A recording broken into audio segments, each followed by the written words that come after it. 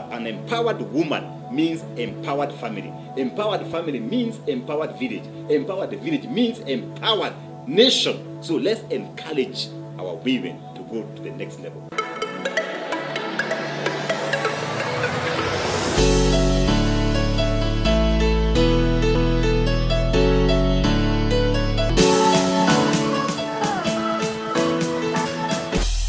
Hamjambo, great people, hamjambo. I tell you, today it's Friday, another new day. And you know what?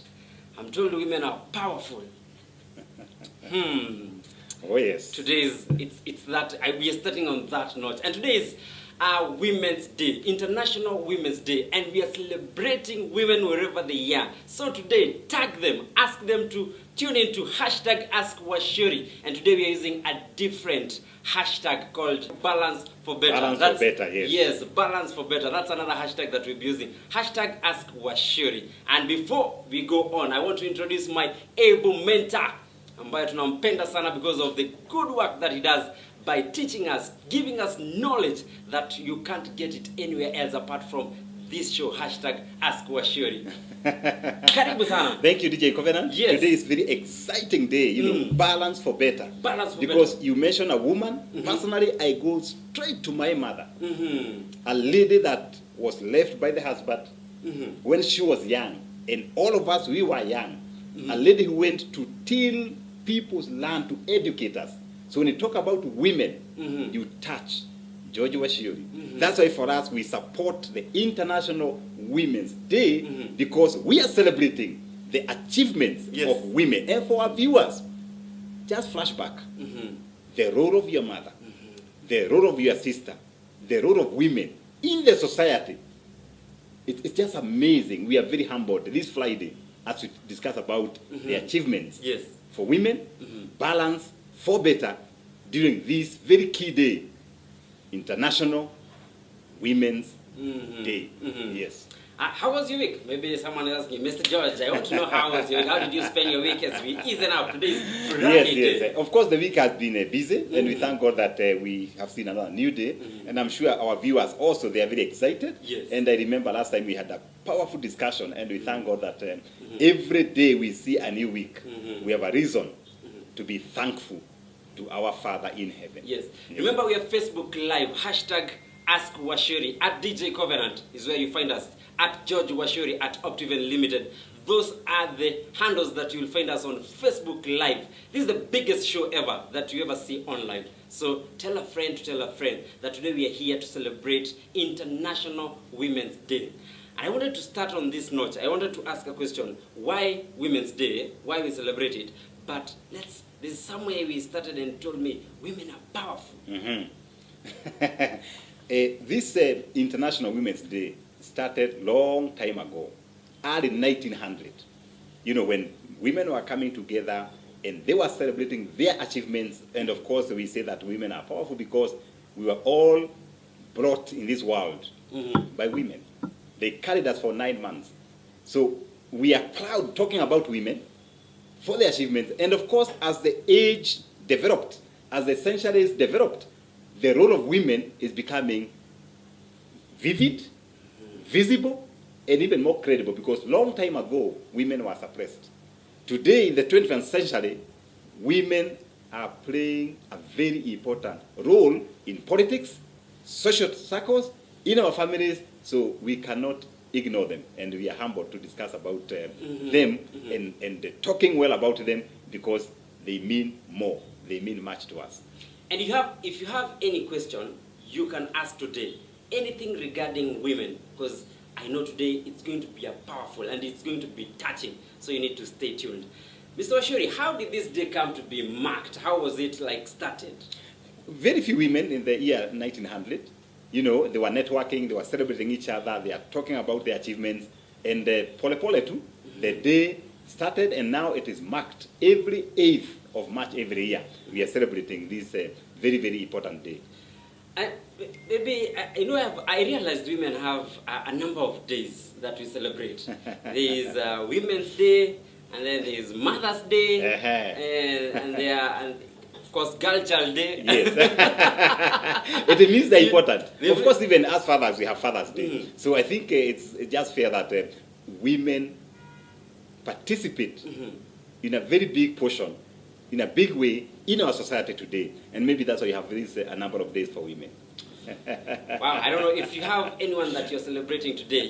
They can tag us, right? Oh, definitely. They can. Yeah, they can. They can yes. tell us that woman that you celebrate today. And Mr. Shea started by saying he values his mother. Your mother is very important. Oh yes, oh yes, and I'm happy that today at Octavian we are talking about the International Women's Day. We'll be unveiling one of the most important lady within the circles of Octavian, whereby this lady is out there making the world sweeter. We'll be able to talk about that particular lady, and we'll be able to talk to her to see what is she doing, especially to add value to the communities, to add value to her family, regardless of her physical situation. So don't go away. We are going to unveil a heroine for Optiven. And right in this particular show, we'll be able to see who is this heroine that we are honoring as Optiven Group. And you never know, you never know, our viewer, you never know. Don't ignore. Today's International Women's Day. Honor somebody. Call somebody. Text somebody. Tell them they are important. Kwanza wazee wananyamaza sana. They don't even know today's International Women's Day. They go home, no message. Wewe. That's why I wanted to come in and ask him, how do we as men now empower these people? Just celebrating their achievements. Every woman have got their own achievements. Celebrate them. When you celebrate them, you build their confidence. You make these women feel important. You recognize them, their efforts. People talk about unsung heroes. The people to make these heroes and heroines are you and me. So let's celebrate them. So we should all, like, any achievement that they make. Oh yes. We need to be Hata kukuzaa bwana. Have you talked to your mother? That thank you, ma'am, for giving birth to me, DJ Covenant. Thank you, ma'am, for educating me. You are passing that positive message to that particular woman. Why should we celebrate this day? I think the reason why we celebrate women is their role in society, both political and social, and also to ensure that we are pushing the gender balance agenda. Before some 18th and 19th century, women had no place in politics, in business, but through this balancing of gender, we have seen women come up. They are in politics. You saw Hillary Clinton, almost catching up with the presidency. So we are advocating this gender agenda so that we are able to have more women participate across the spheres, be it economic spheres, be it business sphere, be it all the environment. And I'm happy that things are happening. I don't know about this balance for better. Sometimes we say inequality. We say what woman can do, what man can do, woman can do better. How do we handle that? I think that is more of encouraging women to participate, be it in education. There are some ladies who are watching us, maybe they're in primary school, they say, I can't be a doctor. The doctor is a position of a man, I can't be a mechanic. But we are breaking these kind of beliefs and the kind of, belief of people saying this particular job is for a particular gender, to say a woman can do whatever man does. We have seen women being pilots. We have seen women being top doctors. We have seen them being lecturers. So we encourage the young girls out there that whatever George Wachiuri is doing, you can do it and do it better. So it's a matter of encouraging this gender to catch up with men. Because before, even the time the kings were meeting, women were not there. During the Bible days, women were not counted. But we are saying that things have changed, and we have to accommodate women in our society. And this particular day, propagate this particular agenda. I'm tempted to ask, if we empower women, are men not going to be insecure about some of the things that happen in our society? I think it's a matter of perception, because if we have a woman who is empowered, if you're earning 30,000, your lady is earning 35,000, that is family income. So I urge men out there, don't feel insecure. There are some men, when they see their ladies or their wives are going to further their degrees, they're going to do PhDs, wanakuwa na some kind of jealous. But don't be jealous, because at the end of the day, you are one people, you are one family, you can be able to build each other. So we need to give them a chance. And if you have a woman in your house, empower them. Don't curtail them, because an empowered woman means empowered family. Empowered family means empowered village. Empowered village means empowered nation. So let's encourage our women to go to the next level. Why not? The other day we saw a discussion in Parliament. They are not able to raise 1/3 of the parliamentarians to be women. They are not able. But there are women out there who are very good. You can go to your constituency and vie and become an MP. You can vie to become a governor. Right now, we have very few women who are governors. But we are urging women out there, don't stay underground. Don't say, hey, this is for men. Go there and compete. Because we have seen others. We have seen Giro. We have seen Honorable Wachiuri. These are women that are leading. And we can encourage our girls. I'm a father of one girl. I tell my girl, you are able to become a president, to become a governor. So the role of men is to encourage our women to keep moving. Mr. Wachiuri, I understand here at Optiven, and I know we are very relevant even with this day. And something maybe they need to know. There are very good statistics of number of women here. Yes. I want to show our viewers that Optiven, we are not only talking about empowering women. We are talking about an organization where women participate both at the board of directors. We have 33% of women in Optiven Group board of directors. Wow. This is an organ whereby they make the mega decision, the macro decisions pertaining to Optiven Group. Coming to the senior leadership, senior managers and directors, we have 47% are women. 47% are women. So we are actually walking the talk. Look at the entire portfolio for staff. We call them partners. About 350 staff. Another 47% are women. That means we are an organization that we can proudly say we are gender sensitive, gender balanced, and we are even up the 1/3 rule. Tumevuka hiyo. So as an organization, we are extremely proud that we are walking the talk. Maybe someone who is asking, Mr. Wachiuri, just give us like 3 merits of these bigger numbers of having women in your company or even in other things. Because others, maybe they're having a chama, they have more women. Okay, of course, when you put these ladies on leadership, yes, it means that they are able to participate in decision making. Yes. And of course, they say that women have got something they call intuition. When they're discussing ideas, they have the sixth sense. They can be able to critique further, maybe better than men. That's a fact. Wow. So the more you have women in leadership, you may find that the organization might be better or will be better than other organizations. And DJ Covenant, yes, people say George is a fellow of stories. Yes. These are not stories. Look at this. This is Optiven. Optiven staff. Wasomee tu. Look at those statistics. Optiven staff, women 47%, men 53%. Leadership, women 47%, men 53%. BOD, Board of Directors, women 35%, men 65%. Tupige makofi. And the reason why we push this, we really love this agenda of, for balance for better.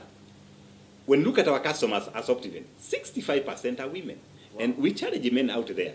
65% are women. So we cannot ignore women in our economy, in our businesses, in our transactions, because they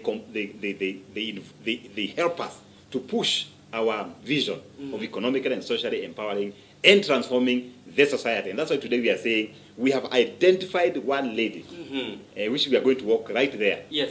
Whereby we have classified her as our heroine. This is a lady that, beyond all odds, she's able to manage staff out there. Yes. And they allow us to walk and say hi to her. Before we walk there, I wanted us to read a few comments. Fantastic. For our, because they are staunch followers. Fantastic. There's a guy called Stephen Jugona watching and ready to learn. Wow, thank you, Jogona. We value you. And Sarah Samkana, so watching all the way from Canada. Oh my goodness, thank you, Sarah, all the way from Canada. We value in all Kenyans in Canada. Thank you for your support. These are people who have been purchasing our properties. Yes. And maybe people who are watching us from Canada, from US, from South Africa, from Egypt, from Saudi Arabia. We have an offer that we are hyping lately. We are calling our customers being buzified, whereby if you pay any of our properties 700,000 and above, we give you a live goat, a live buzi. And these goats are not the ones of Nairobi. These are easily Buza Masai land. Very sweet goats. So if you are there, you only need to purchase a property worth 700 and above. You make a payment within 7 days, and then you qualify for a live boozy and a crate of soda. Why? We want our people to enjoy, Easter. We are calling it Easter Bitter Stress. Yes. And if you are out there, tell somebody, check what you have on our website, www.optiven.co.ke, and you are able to bring the families together, because at the end of the day, Optiven, we value families. Yes. Asante. And there's another lady saying, Everin Prosper, saying, I'm a business lady at Mudhuro Market. Everin Prosper, we value you. She was also there the last time. Yes. And there's one who came and picked a voucher. I don't know. That is Teresa Champes. Teresa Champes, yes. Came and picked, and she was very happy. Yes. Asante. And she's still tuning. She's saying she's celebrating her mom because she's been a pillar. Wow, thank you, Teresa, for celebrating your mother. Oh my goodness. Now, there's a heroine that Mr. Wachiuri want to introduce. In the house. So we shall walk slowly. Yes.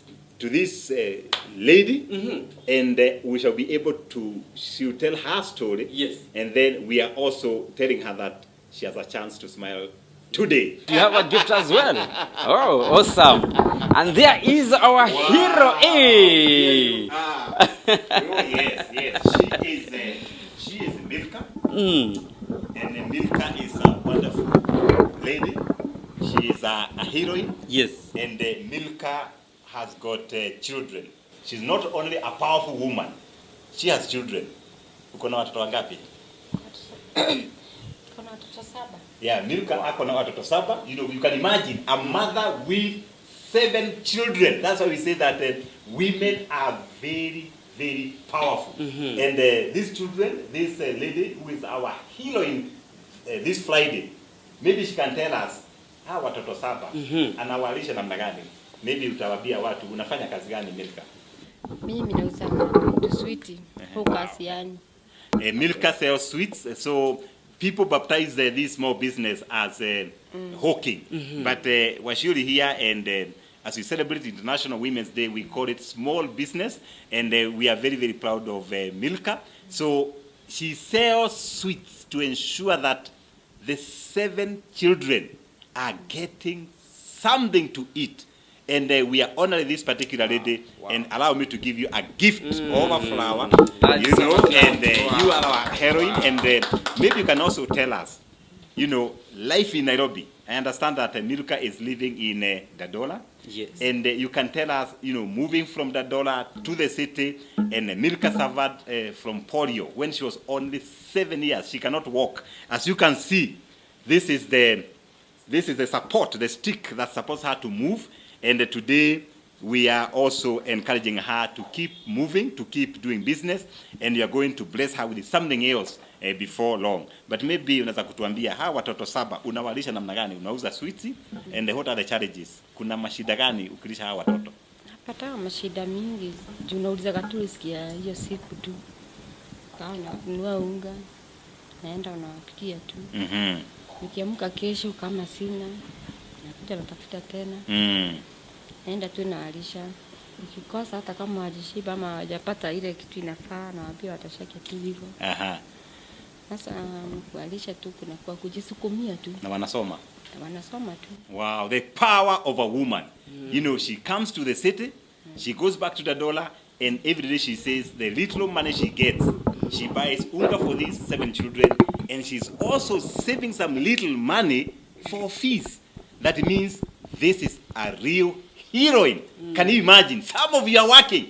You are earning 30,000. You are earning 40,000. Then you say, hey, hakuna kazi. Yet Milka is surviving on selling sweets at Ambassador, near Ambassador Hotel. So you need to thank God that you are working. And those who are working, take care of jobs. And those who have got resources, Optiven Foundation is looking at you to support the foundation so that you are able to make more women able to feed their families. And then this particular time, we shall ask Milka just to rise up pole pole. Yes. And then we shall be able to make Milka smile. We call it mobility that brings smile. We are donating a wheelchair for this particular woman during this powerful day of International Women's Day. Milka, karibu. Pole. Pole. Pole.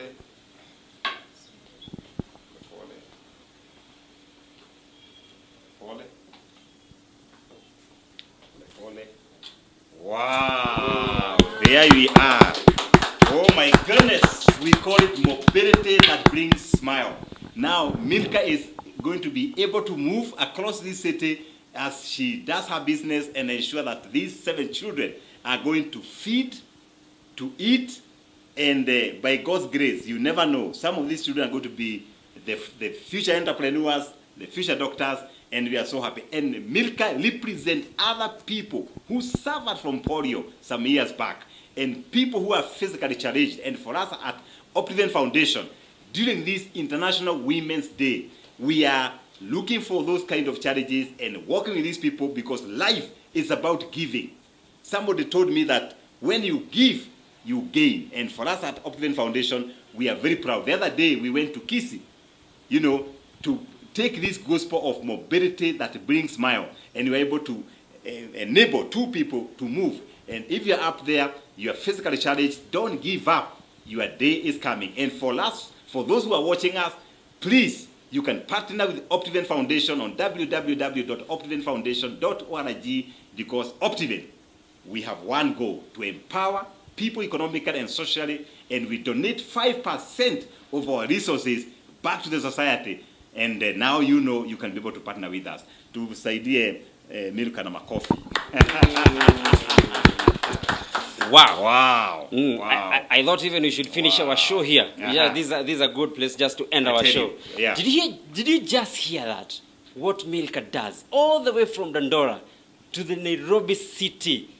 Wow, that's incredible. Amazing. Incredible and amazing. Amazing. Asante sana. Wow. Thank you, Mr. Wachiuri, and even thank you to Optiven Foundation for making this come true. Amazing. Because and this mobility to smile, it's one noble cause. And if you are there, they can keep in touch with us. Oh yes, if you are there, you can be able to keep in touch with the foundation. Yes. And the foundation, we welcome partners whereby you say, maybe I don't have the resources, but I can be able to come and talk to such ladies, to encourage them, to inspire them. So don't just sit there. And by the way, DJ Covenant, yes, at the foundation, we do other things. Other than mobility that brings smile, we have the program for the orphans that we call it Soaring Eagle Scholarship Program, whereby we support the orphans. We have a program for shoshos, Wow. We call it Restoring the Dignity of Senior Citizens. Wow. This year we are doing houses in Kiharu Murang'a, whereby there are those shoshos who have got nobody to take care of them and even to participate. And if you come from Murang'a,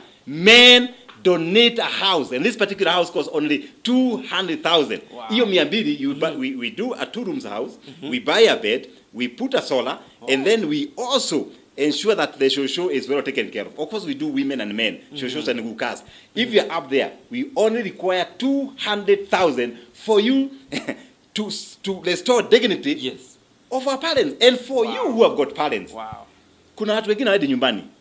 They are in this particular city. The parents are rotting in the villages. Shame on you. Let's do something to our parents. Can't add anything. We tell them, we value you.